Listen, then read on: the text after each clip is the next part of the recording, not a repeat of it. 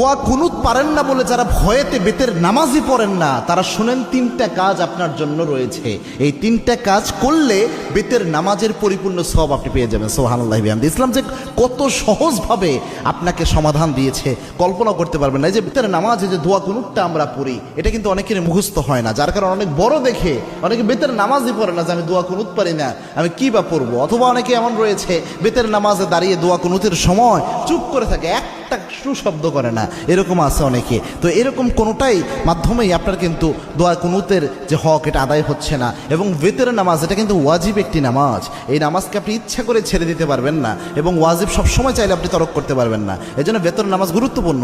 এবং কি আল্লাহর হাবিব সাল্লাল্লাহু আলাইহি ওয়াসাল্লাম বলতেন, ইন্নাল্লাহা বিতরুন ইউহিব্বুল বিতরা, আল্লাহ রাব্বুল আলামিন নিজে বেজরকে আল্লাহ রাব্বুল আলামিন নিজে ভালোবাসেন। সুবহানাল্লাহ। এবং আল্লাহর হাবিব সাল্লাল্লাহু আলাইহি ওয়াসাল্লাম সফর অবস্থায়ও প্রায় সময় চেষ্টা করতেন বেতের নামাজ যেন ছুটে না যায়। আল্লাহু আকবার। এই জন্য বেতের নামাজ মা বোন যারা রয়েছেন, বিশেষ করে আমার যুবক বাবা ভাইয়েরা যারা রয়েছেন এবং আমার বাবাজিরা যারা রয়েছেন, বেতের নামাজে আপনি দোয়া কুনুত পারছেন না, আপনি কি করবেন?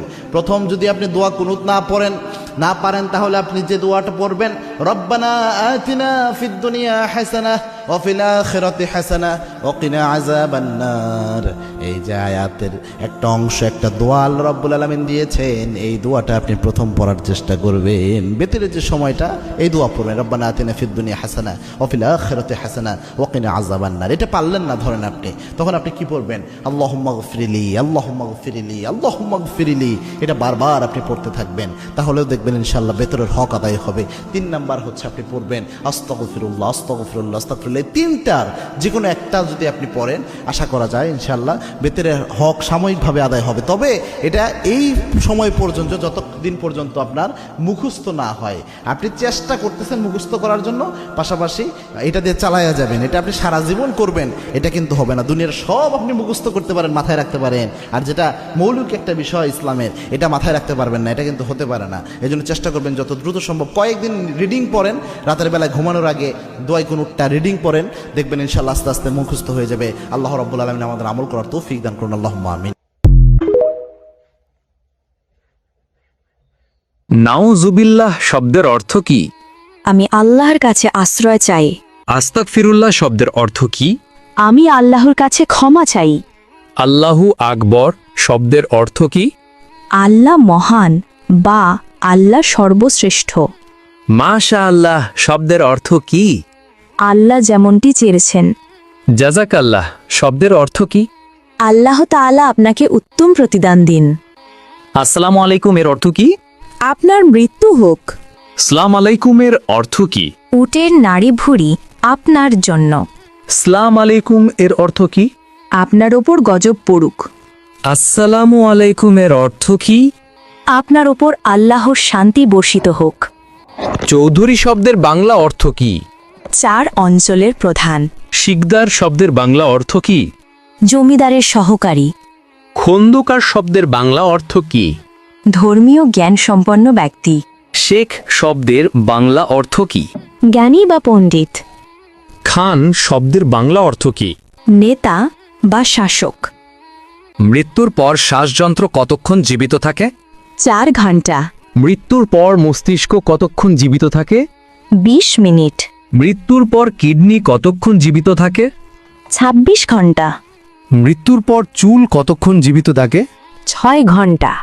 হজরত মুহাম্মদ সাল্লাল্লাহু আলাইহি ওয়াসাল্লাম এর কতজন সন্তান ছিল? 7 জন।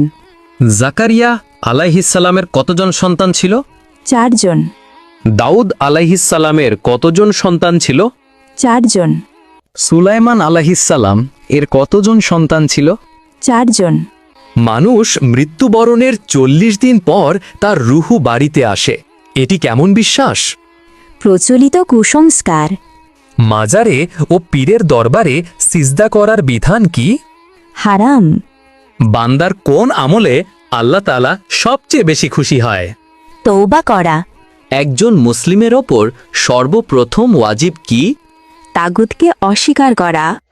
আল্লাহুম্মা গফিরলি শব্দের বাংলা অর্থ কি? হে আল্লাহ, আমাকে ক্ষমা করুন। ওয়ারহামনি শব্দের বাংলা অর্থ কি? আমার প্রতি দয়া করুন। ওয়াহদিনী শব্দের বাংলা অর্থ কি? আমাকে সঠিক পথ দেখান। ওয়া আফিনী শব্দের বাংলা অর্থ কি? আমাকে সুস্থতা দান করুন। ওয়ারজুগনি শব্দের বাংলা অর্থ কি? আমাকে রিজিক দান করুন। আল্লাহুম্মা গফিরলি শব্দের বাংলা অর্থ কি? হে আল্লাহ, আমাকে ক্ষমা করুন। ওয়ারহামনি শব্দের বাংলা অর্থ কি? আমার প্রতি দয়া করুন। ওয়াহদিনী শব্দের বাংলা অর্থ কি? আমাকে সঠিক পথ দেখান। ওয়া আফিনি শব্দের বাংলা অর্থ কি? আমাকে সুস্থতা দান করুন। ওয়ারজুগনি শব্দের বাংলা অর্থ কি? আমাকে রিজিক দান করুন।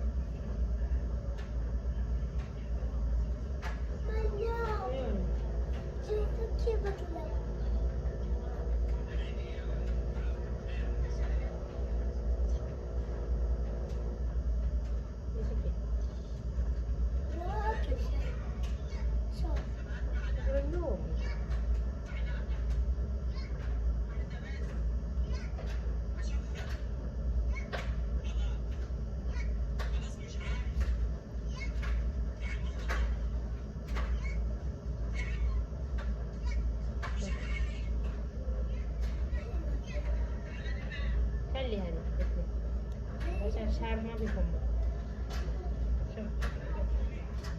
تكي